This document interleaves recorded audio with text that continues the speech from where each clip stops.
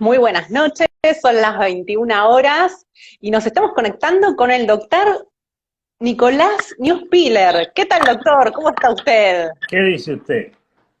Muy bien, buenas noches, gracias por recibirnos.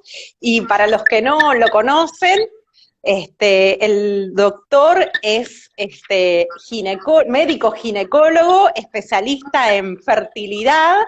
Él es director ejecutivo de Fecunditas y es uno de los pioneros en llevar a cabo los tratamientos de fertilización in vitro en nuestro país, ni más ni menos. Y queremos saber cómo empezó esa historia allá por los años 80. ¿Cómo empezó?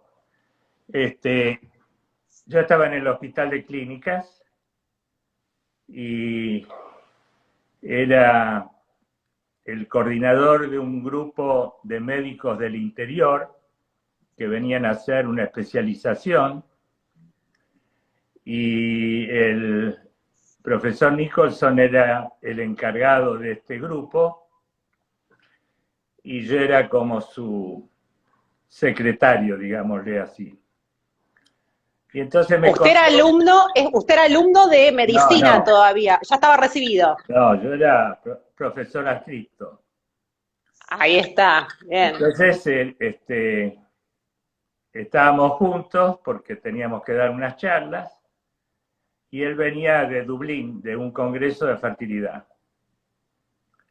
Y me dijo, la verdad que esto de la fertilización in vitro, dice, es muy bueno.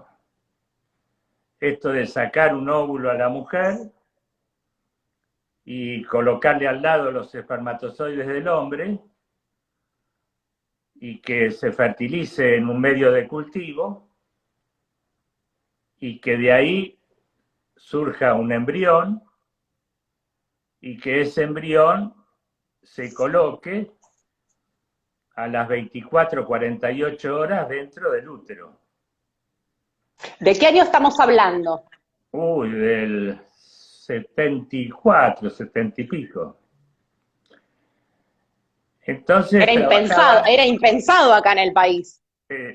trabajaban Steptoe, que era el laparoscopista y sacaba los óvulos del ovario, y Edward, que era el biólogo. Pero el biólogo vivía a 200 kilómetros de Londres. Entonces, Edward lo llamaba por teléfono y le decía, mañana a las 7 de la mañana largamos. Así que Edward se tomaba el tren y se viajaba para Londres y muchas veces fracasaban porque no había óvulo o porque el semen no estaba en condiciones, hasta que un día consiguieron que tuvieran los óvulos, consiguieron un buen semen, los pusieron juntos y se formó el primer embrión que fue transferido a una mujer y esta mujer fue el caso de Louise Brown. Nació una niña y bueno, y así comenzó la historia de la fertilización in vitro, que se origina a través de la idea de que los peces van largando los óvulos, el pez hembra, y el pez macho va atrás y va largando los espermatozoides. Y en el líquido se junta el óvulo con el espermatozoide y así se forma un embrión. Y después sigue en el mar ese embrión hasta que se forma un pez. Por eso esa fue la idea original con la que empezaron a hacer fertilización in vitro de pruebas en distintos animales. Y de ahí lo pasaron a, a la especie humana. El el 11 de septiembre, cuando voltearon las dos torres gemelas, yo tuve la oportunidad, en ese lamentable hecho, de estar viviendo en el mismo hotel que Edward, el que fue el primero en el mundo, el primer laboratorista en el mundo, el primer biólogo, y estábamos todo un grupo de especialistas, unos 30, cuando ocurrió esto de que los aviones chocaran contra las Torres Gemelas. Así Cuénteme. que Sí. todos se fueron escapando, todos los médicos se fueron escapando porque el que llevaba a cabo este congreso de 30 personas dijo: nos están atacando, estamos en guerra. Y bueno, no fuimos, pero después nos encontramos en el lobby los que estábamos en el mismo hotel. Y en ese hotel estaba Edward, estaba el gerente general de un laboratorio que se llama Serono, había un mexicano y yo, que estaba con mi hija. Y entonces a las noches nos juntábamos, íbamos a un bar de enfrente del hotel, y él nos preparaba todos los tragos, y cenábamos juntos, y nos contaba todas las historias, que para mí eran alucinantes, ¿no? De cómo nacía todo esto, y el sacrificio que le puso a todo esto, y las ganas. Eso en Europa, pero ¿cómo trajo usted esa tecnología acá al país? Bueno, el asunto fue que, cuando él me cuenta, mi jefe, que era tan interesante, yo le dije: yo lo quiero hacer. Entonces llamamos a Estados Unidos a Aníbal Acosta, que trabajaba en Virginia, Norfolk, para ver si me podía mandar a mí a aprender. Y me dijo que sí, pero que había una demora de 1 año y medio. Pero bueno, yo 1 año y medio no me lo bancaba. Entonces dije: bueno, ¿y cómo hago yo para ponerme en contacto con un grupo que me admita? Porque por toda parte del mundo querían ir a los centros para aceptar. Entonces, leyendo una de las revistas que leemos nosotros, que se llama Fertility and Sterility, hablaban de un congreso que se iba a producir en el mes de junio. Y yo dije: yo tengo que ir ahí. Y era en Finlandia, ahí, lejos. Y entonces yo dije: bueno, me anoto. Y ahí me anoté, y el laboratorio Serono me becó con medio pasaje. ¿Y llegaba para el resto del pasaje? ¿Llegaba para el resto del pasaje? ¿A pagarlo? No me dio nada más que medio pasaje. Mi jefe no me dio nada y yo puse el resto. Y ahí me fui. Y llegué a Finlandia, y cuando íbamos caminando hacia el auditorio, me encontré con unos españoles con los cuales me hice amigo. Y cuando llegamos al auditorio me tuve que inscribir, me inscribí, y cuando me inscribí había unas banderas afuera de todos los países que estaban presentes en el Congreso, y ahí levantaron la bandera argentina. Me emociono. Ahí se emocionó. Bueno, la verdad que fue muy emocionante. Después seguí hablando con los españoles y les dije: dígame, ¿dónde hacen fertilización in vitro en España? Y entonces me dicen: y en Barcelona, en el Instituto de Exeus. ¿Y quién es el jefe? Pedro Barri. ¿Y cómo llegó a Pedro Barri? y tenés que hablar con las biólogas, con Ana Veiga y Gloria Calderón. Y justo esa noche se hacía la cena de inauguración.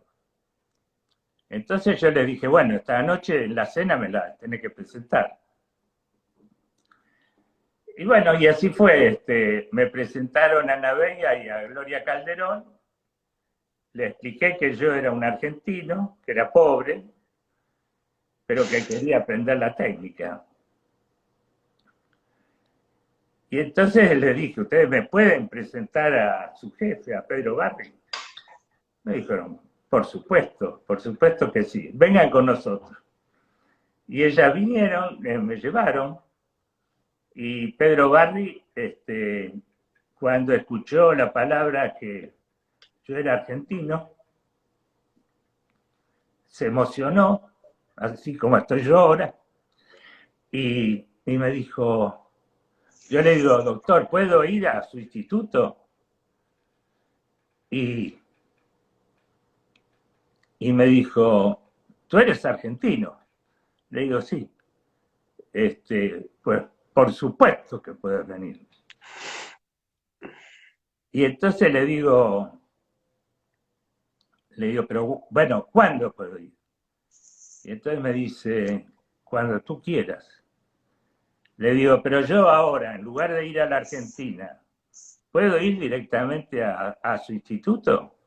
Me digo, sí, más vale. Así que bueno, hice las valijas, después cuando terminó el congreso y me fui para Barcelona. Ahí aprendí la técnica, ahí me vine hacia Buenos Aires y ya mi jefe había fundado un instituto en donde me nombró jefe del departamento de fertilización in vitro y jefe del laboratorio de fertilización in vitro. Y empecé con el doctor Brugo Olmedo, que era andrólogo. Eso ya acá en Argentina, estamos hablando de los 80. Claro, de los 80. En el 84, sí, fines del 84. Entonces le dije a Santiago Brugo Olmedo si no me quería ayudar, por supuesto que agarró enseguida, y montamos el laboratorio.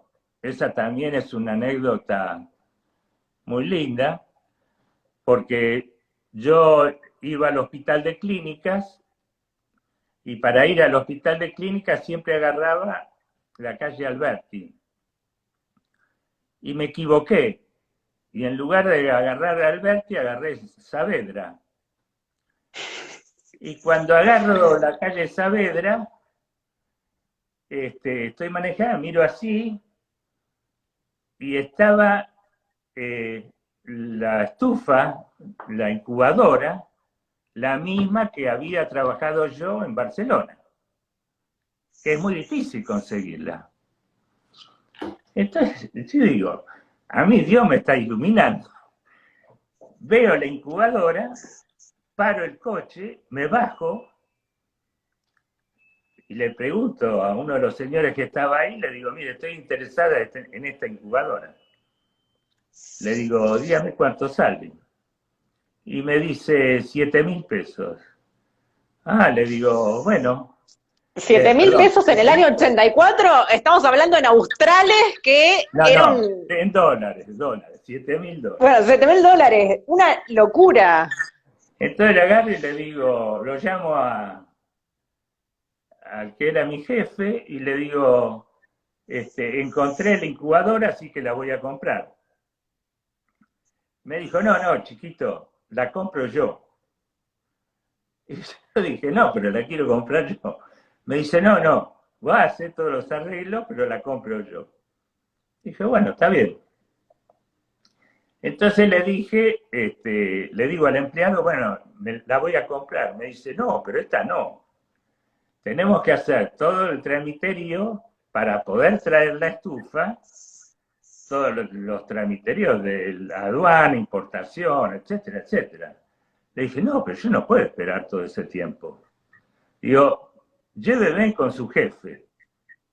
Entonces me llevó, había que subir arriba donde estaba el escritorio del jefe, y le digo, mire, yo quiero esta estufa. Me dice, no, bueno, vamos a pedirla. Le digo, no. Mire, usted le está cobrando $7.000. Yo le doy 12.000, pero hoy me la llevo. Entonces, eso le dijo tu jefe y se compró la incubadora de muestra. Sí. Para llevársela ya en el momento y empezar a trabajar. No, esa incubadora era para la CONEA, la Comisión Nacional de Energía Atómica. Y yo lo conocía al que me ¿Esto se puede contar acá, lo que me estás contando? Boicotear una incubadora. Bueno, lo peor que me puede pasar es que vaya en cara. Entonces, el tipo me mira, me dice, no, pero yo se la tengo que dar a este investigador. Le digo, pero por eso, ¿para qué? ¿Para que la use con las ratas? Yo la tengo que usar con humanos. Le digo, a él no le hace nada, 3 meses más, 4 meses más, no pasa nada. Y seguí hablándole. Y el tipo dijo, bueno, está bien, 12.000 me los trae ya y se la lleva.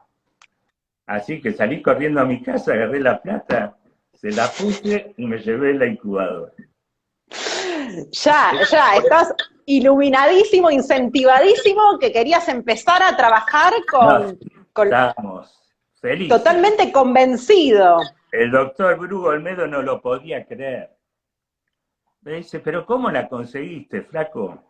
Y le dije, no sé, me iluminó Dios. Porque era increíble, porque no había en todo Buenos Aires una incubadora como esa. Y que yo me haya equivocado de calle, que nunca me equivoqué, y haya pasado por ahí, y miré así, y ella era la misma que Barcelona, que el Instituto de Oxeus. Bueno, yo creo que fue Diosito. Bueno, y así empezamos. Después nos fuimos a Norfolk a poner algunas cositas a punto, y cuando volvimos incorporamos al doctor Coco, que era un genetista, y entonces estábamos los tres, Brugo Olmedo, Coco y yo, en el laboratorio. Y de los primeros 10 casos obtuvimos 4 embarazos. Es decir, que teníamos 40% de éxito en ese año donde mundialmente el éxito era del 12%. Así bueno, bastante cerca. No, estábamos muy bien. Por 40%, eso. así que nos creíamos sí, que éramos sí. los Maradona de la fertilización in vitro. Porque vos me estás diciendo que en el mundo el porcentaje de éxito era del 12%, ¿me dijiste? 12%. Y acá en Argentina, de 10 casos, 4. Surgieron 4 embarazos, o sea, el 40%. Por eso. 40% de éxito comparando con el mundo, que era un 12%. Por eso, imagínate cómo estábamos. Después, cuando se fue agrandando el número, fuimos bajando. Y nos pusimos como todo el resto del mundo. Pero la alegría que teníamos al principio era una cosa muy linda. Impresionante. También tuviste que ver con la historia de los quintillizos, ¿puede ser? ¿Es así? Bueno, hay 2 quintillizos que nacieron muy cerca. Los Ruffini, que son los míos, que fueron de fecunditas, donde hicimos primero, nosotros hacíamos muchos casos gratis al hospital de clínicas. Entonces nos mandaban los casos y nosotros le hacíamos el tratamiento. Y los Ruffini vinieron una vez, en noviembre, le puse 5 embriones, pero porque no podíamos llegar hasta el 3er día o hasta el 5.º día como llegamos ahora. Entonces no sabíamos cuál era bueno, cuál no era bueno. Entonces le poníamos lo que teníamos. Y así fue como le puse 5 y no se implantó ninguno. No quedó ninguno que evolucionara. Eso fue en noviembre. En marzo, le vuelvo a repetir la técnica, obtuvimos 5 embriones, que si vos lo ves la foto con respecto a los 5 embriones anteriores, eran iguales. Le puse 5 y prendieron los 5. Y ahí la familia se agrandó de ser una familia muy chiquita, de la pareja nada más, a una familia numerosa. Sí, la verdad que sí, pero nos ayudaron mucho. El gobernador en ese momento de la provincia era Duhalde.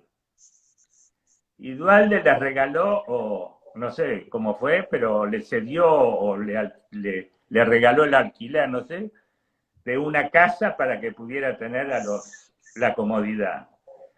Después, no sé quién, le mandó una nurse 12 días a la mañana y 12 días a la noche. 12 horas y 12 horas a la noche. Después le dieron trabajos al marido, que era arquitecto, donde no tenía que ir, pero recibía sueldo. Después los pañales, después la leche en polvo. Los quintillizos vinieron con el pan abajo del brazo, vinieron los quintillizos. Sí, la verdad que sí. Y ahora están enormes, están divinos. O sea, en esa época, al no poder verlos bajo microscopio electrónico como hoy en día, al no poder congelarlos, seguir la evolución in vitro un día tras otro día, se implantaban, no había número fijo, no había un límite de... No, yo podía mantenerlos en medio de cultivo por 2 días. Si quería llegar al tercer día, se detenían. Entonces tenía que colocarlos en el segundo día. Pero no había límite, podías implantar, o sea, podías inseminar embriones sin un número límite. Hoy en día, ¿cuál es el límite? No, hoy en día se trabaja totalmente distinto. Hoy en día nosotros tenemos todos los óvulos que hay, inseminamos todos los óvulos y los dejamos hasta el 5.º día. Entonces, en lugar de tener 2 células, al tercer día tienen 8 células y al 5.º día tienen 160 células. Es cuando son blastocistos. Entonces, uno se fija en la calidad y sabe cuál va a transferir. Y el resto lo vitrifica. Entonces, transfiere 2 o transfiere 1. Entonces ya no hay más peligro de tener trillizos, cuatrillizos o quintillizos. Y bueno, y después para otra gestación, o si no queda embarazada, tenemos los otros. Porque hay que acordarse que el 50% de los embriones que se forman son genéticamente anormales. Entonces, no se implantan. ¿Eso puede verse con microscopio? Ahora, ¿eso se puede ver con microscopio? No. Se hace toda una técnica genética que se llama PGTA, en donde uno puede decir cuáles son los embriones que son genéticamente normales y cuáles no. Entonces uno dice, no, voy a empezar a poner solamente los normales. Entonces uno se evita el tiempo porque directamente pone los normales y también evita el aborto, porque como son genéticamente normales, no abortan. Acá me surge una duda, ¿sí? Para la ciencia, ¿en qué momento comienza la vida, sí? A partir de la implantación, o sea, acá te pregunto científicamente, ¿a partir de qué momento empieza la vida? ¿De la implantación, de la fecundación? O sea, ¿ya in vitro es una vida? Bueno, vos me lo estás preguntando a mí y yo contesto como Nicolás Neuspiller. Ok. No como la ciencia, no como los demás, bueno, sino como yo. Yo, okay. Nicolás Neuspiller. Yo creo que para que haya vida, número uno, tiene que haber un útero. Si no hay un útero, no hay vida. Entonces, si hay útero y hay embrión, cuando esto se pone acá, hay vida. Es decir, que para mí, la vida comienza cuando el embrión se implanta en el útero. Ahora, yo los veo en el microscopio y veo los espermatozoides cómo luchan por meterse adentro del óvulo, y los veo al otro día con los dos pronúcleos, y los veo al otro día cuando se dividen en dos, y al otro día que se dividen en 4, y al otro día que se dividen en 8, y al quinto día que ya están en 160 células, y para mí eso también es vida.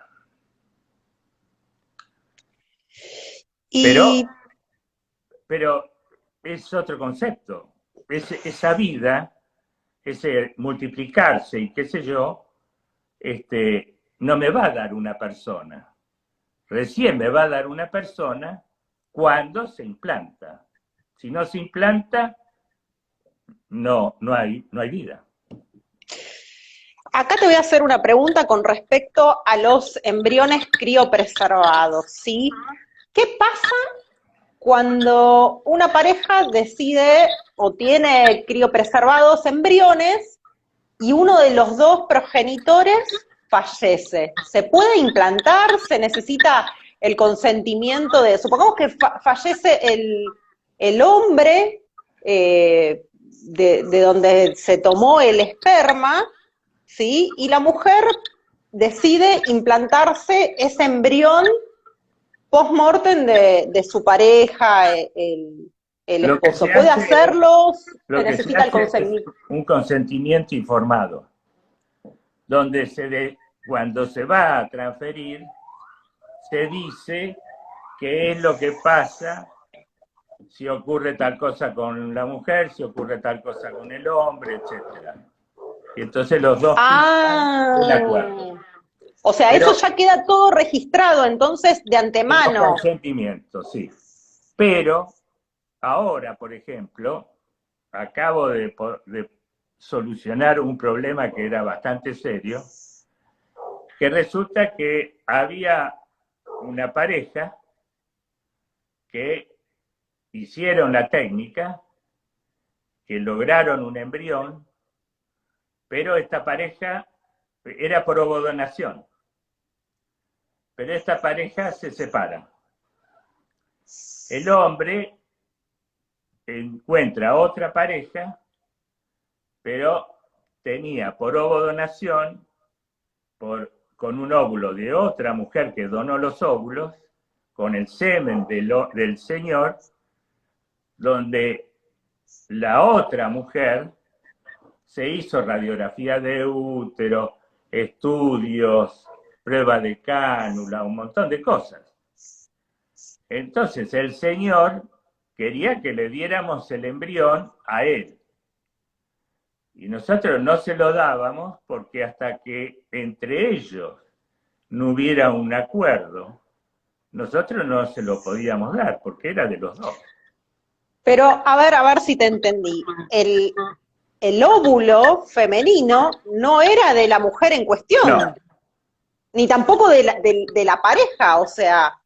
No. Y no se lo otorgaron. Más vale, no es el óvulo de quién es o el espermatozoide de quién es, sino de quién tiene ganas de ser el progenitor. Eso es lo que se considera en la justicia argentina. Es decir, y eso fue a juicio entonces. Cuando una pareja de gay van y hacen un útero subrogado y llevan el chico a notar, y entonces el juez pregunta: señores, ¿ustedes quieren ser el padre de este chico? Sí. Señora, usted que llevó el embarazo y parió, ¿quiere ser la madre de estos chicos? No. Pues entonces este chico es de estos dos señores. porque lo que prima es la voluntad procreacional. Volviendo al caso anterior, ¿nos podés contar cómo, porque ahora quedamos intrigados, Sí, cómo se concluyó el caso? Hoy se solucionó el tema. Hubo un arreglo entre la mujer y el hombre, lo firmaron bajo el escribano y el abogado, y el señor va a poder utilizar los embriones. Con su nueva pareja. Sí. Con el consentimiento de la exmujer. Vos mencionaste vitrificación y te voy a hacer una pregunta más específica de la profesión. ¿Qué diferencia hay entre vitrificación, congelación y criopreservación? Criopreservación y congelación es lo mismo. Ok. Es un método antiguo que se usaba cuando no estaba la vitrificación y que tenía ciertos resultados, pero no eran 10. Hasta que un señor japonés inventó lo que es la vitrificación. La diferencia entre un método y otro es que cuando se congela y después cuando se descongela, cuando se congela, se saca todo el agua del embrión o del óvulo. Cuando se descongela, se coloca agua para que entre dentro del óvulo o de los embriones. Entonces, cuando se descongelaba lo de criopreservación, muchas veces se cristalizaba y se rompía. En cambio, con el método de vitrificación, es tan rápido que sale el agua sin poder formar cristales. Entonces no se rompe. Eso en cuanto a los embriones, pero los ovocitos se siguen... Ah, claro, los óvulos también no se vitrifican. Con la congelación no se podía congelar los óvulos. Había algún trabajo por ahí que habían logrado congelar algún óvulo. Era muy difícil. Pero con la vitrificación sí se puede. Y con los tratamientos ahora, últimamente, dan tan buen resultado la vitrificación que mejora los resultados de la fertilización in vitro. Es mejor no colocarlos inmediatamente, sino vitrificar y colocarlo en otro ciclo. Cuando uno vitrifica óvulos, se colocan, tengo entendido, en celdillas de A4 o de A5, ¿verdad? Sí, de A2, de A1. Ah, se pueden ir separando. Sí. Y una vez que se descongelan, o sea, bueno, si se descongelan de A1 no hay problema. Yo tenía entendido que se congelaban de A5. No. Entonces. No. Ok. No. Ok, es bueno saberlo. Yo estoy notando que hace 35 años atrás, a ver, quizás es una percepción mía, la fertilidad en Argentina era más potente, pues, no sé cómo decirlo, como que las familias eran más numerosas. Y ahora uno se pone a conversar con la gente o era un tema tabú o los casos de infertilidad aumentaron con respecto de hace 35 años atrás. ¿Disminuyó la fertilidad en Argentina? No, primero vamos a aclarar una cosa. Antes en España, en Italia, en Francia, en toda Europa, había muchos chicos. Y después se empezaron a disminuir las familias numerosas. Tal es el problema que hoy en día tiene España, tiene Francia, tiene Italia, que no tiene gente para poder alimentar a los mayores. Población envejecida. Por eso te reciben a todos los chicos jóvenes que van para España. Ese es el kit de la cuestión. Están deseando de que vayan todos los chicos jóvenes para poder mantener a la pirámide invertida que tienen, con toda la gente grande que tenés que mantenerla.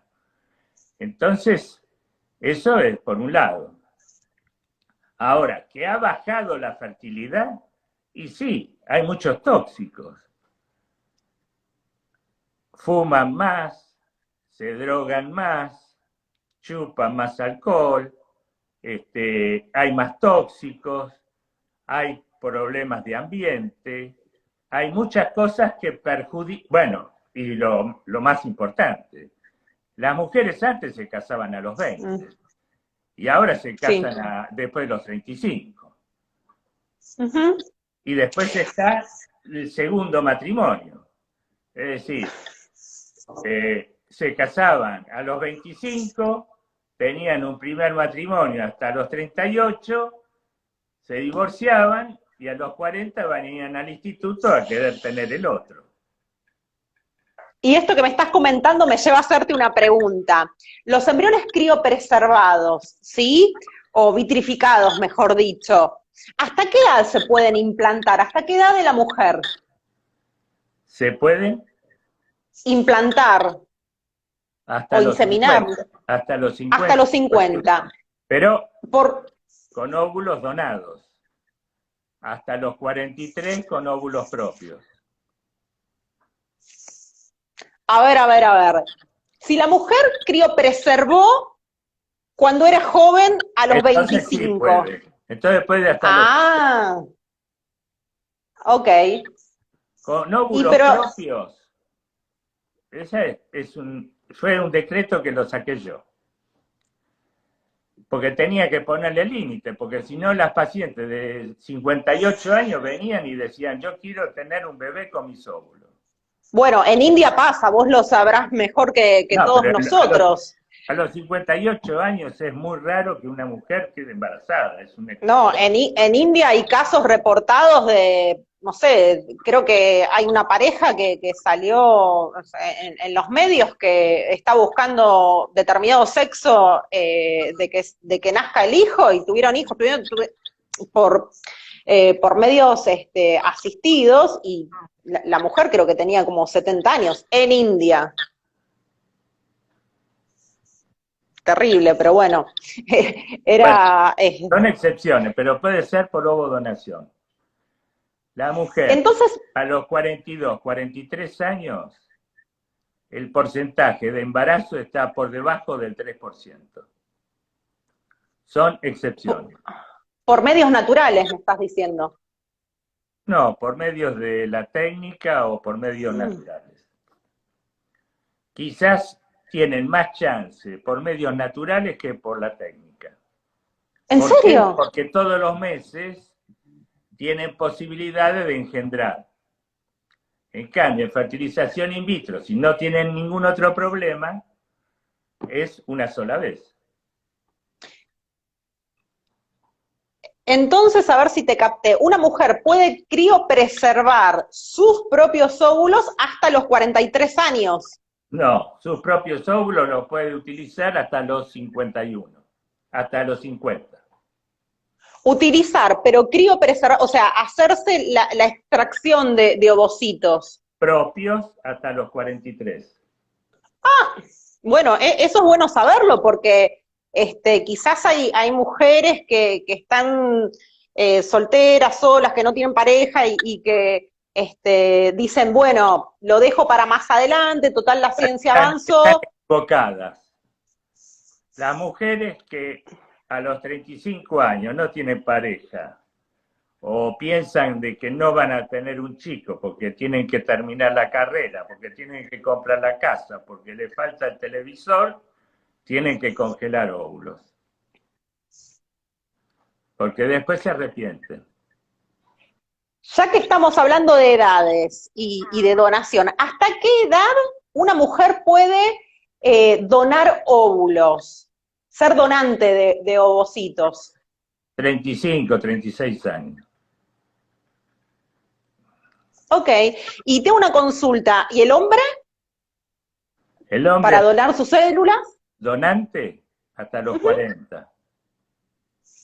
Ok, y otra pregunta con respecto a la donación. ¿Es anónimo o una persona que... No, hay dos. Anónimo y no ¿Cómo? anónimo. Eso se deja sentado en el consentimiento. Sí. ¿Y qué pasa si, por ejemplo, el día de mañana una persona que fue gestada por métodos de fertilización asistida con óvulos donados, se hace una prueba de ADN y termina arrojando como resultado que es hijo de otra persona? ¿Puede reclamar la herencia de... Porque cuando va a donar, tiene que firmar un papel donde dice, hago la donación y el producto de esta donación que haya nacido, a mí no me corresponde ningún tipo de derecho. Es bueno saberlo a eso, o sea, cuánto desconocimiento a veces Más vale, que tenemos. claro, más Y vale. hay casos en los que la familia formó parte de la donación, por ejemplo, no sé, alguna hermana, alguna prima. Cuando ¿Hiciste recién casos empezó a así? hacer fertilización in vitro, yo me acuerdo que iba a la parte de psicología y se hacía las reuniones sobre ovodonación y cuando votábamos, la mayoría votaba porque los donantes no fueran parte de la familia de la receptora. Pero hoy en día hay escasez de donantes. Muy grave, en Francia casi no hacen ovodonación porque no tienen donantes. Muy grave en Inglaterra también. En Inglaterra se dieron vuelta. Entonces ahora en Inglaterra le dicen, y usted tendría que traer algún pariente o alguien que sea conocido suyo y que nos traiga los óvulos. Mucho. Se cambió todo. Ahora ya ¿Y ni acá por... en Argentina? ¿Y acá en Argentina? Y acá en la Argentina se está cambiando porque es difícil conseguir óvulos. Perdón la Es pregunta que difícil. voy a hacer, pero ¿se paga por la donación de óvulos? ¿Cómo? ¿Se paga por la donación de óvulos? Perdón la ignorancia, Lo que, pero lo que pasa es que está prohibido pagar por la donación. Está prohibido. La donación tiene que ser altruista. Entonces, lo que se le da, y, y yo quería dejarlo en la resolución, es un salario mínimo, porque esa mujer está ocupada en ir a sacarse sangre, ir a hacerse las ecografías, ir a hacer la punción, ir a descansar después de la punción. Entonces, casi se le pasa un mes como si estuviera trabajando. Entonces había que darle un lucro cesante. Entonces, lo que yo proponía era que se le diera el, mínimo, el salario mínimo. hablando de la mujer donante, para que se le puedan extraer los ovocitos, la mujer tiene que someterse a un proceso de estimulación Primero, hormonal. después ir y después por vía vaginal se punza y se sacan los óvulos. ¿Y qué pasa con las mujeres que se someten a reiteradas procesos, medicaciones hormonales para estimular? ¿Hay un límite recomendado anual o veces en la vida? De 6 embarazos. ¿Cómo? No pueden donar más que 6 embarazos. Más que seis estimulaciones. Embarazos. A ver, si una mujer va a donar No, ovocitos, y con eso se obtiene un embarazo. se cuenta no por la cantidad de estimulaciones, No, sino porque por está embarazos. al lado. Y supongamos que una mujer se somete a las sobreestimulaciones reiteradas veces. ¿Le genera algún problema de salud después de a ella? O disminuye su fertilidad de forma natural? Una mujer que dona. Las donantes que aceptamos son aquellas que ya han tenido hijos. Ah, es interesante todo esto que nos cuenta. Claro, porque hay que protegerla, la donante. En una de las preguntas que la gente nos fue haciendo, nos dicen si hay algún, cuál es el número de la ley que regula la fertilización in vitro. Oh, Si lo recuerda, no. 32.482 creo que era. Acá La hay muchos saludos de. 3 años que ahora creo que era la 32.482. Bueno, queremos cerrar esta entrevista agradeciéndole no solamente por el tiempo, sino honrarlo por toda la trayectoria que usted tuvo, porque, a ver, tuvo que haber sido un visionario para ir pensando en los años 70, 80, de traer toda esa tecnología que sería impensada a nuestro país y cuántas familias, a ver, se sumaron un montón de personas agradeciendo y La verdad, a usted, a su equipo, porque se agrandó la familia, por decirlo de alguna manera, lo honramos, lo felicitamos, le agradecemos, pero no podemos dejar de mencionar, como usted siempre lo hace, y agradecerle a Dios. Tenemos, a ver, la ciencia avanzó día a día y nosotros solamente somos instrumentos de Dios, eso estamos totalmente convencidos que quien da la vida es es Dios. Dios y, y somos instrumentos de Él. Yo tengo A una. veces A mí siempre me toca acá. yo quiero leerte un salmo que está en la Biblia, que es el Salmo 139:13, que dice: Tú creaste mis entrañas, me formaste en el vientre de mi madre. Te alabo porque soy una creación admirable. Tus obras son maravillosas, y esto lo sé muy bien. Mis huesos no te fueron desconocidos cuando en lo más recóndito era yo formado, cuando en lo más profundo de la tierra era yo entretejido. Tus ojos vieron mi cuerpo en gestación. Todo estaba escrito en tu libro. Todos mis días se estaban diseñando, aunque no existía ni uno solo de ellos. Y bueno, este salmo es para agradecer a Dios, que es el que nos da la vida, y a veces por temas religiosos o prejuicios en la sociedad, a veces uno no se atreve a pensar o desconfía de los métodos de fertilización asistida y hay muchos prejuicios, pero yo desde mi opinión personal,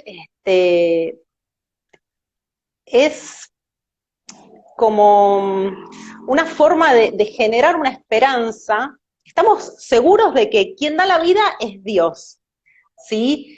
Pero es como una manera de bajar la ansiedad en las familias en las parejas, en las mujeres, en los hombres, que a veces,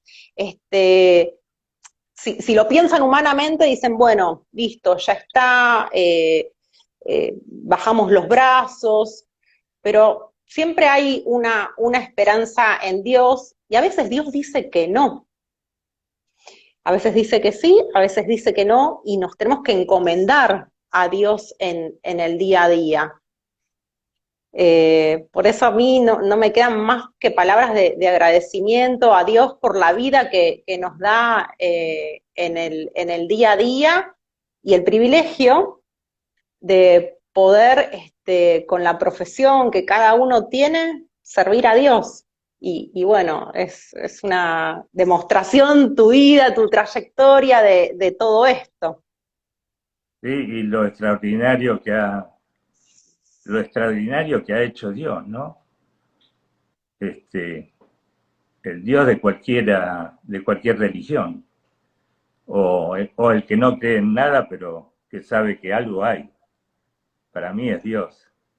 Este, cuando uno se pone a ver eh, los distintos órganos que tenemos, un ojo, por ejemplo, que es capaz de mirar más cerca, de mirar más lejos, de ver los colores, de cómo está formado, cómo se llega al nervio óptico, al cerebro, bueno, y así un montón de órganos.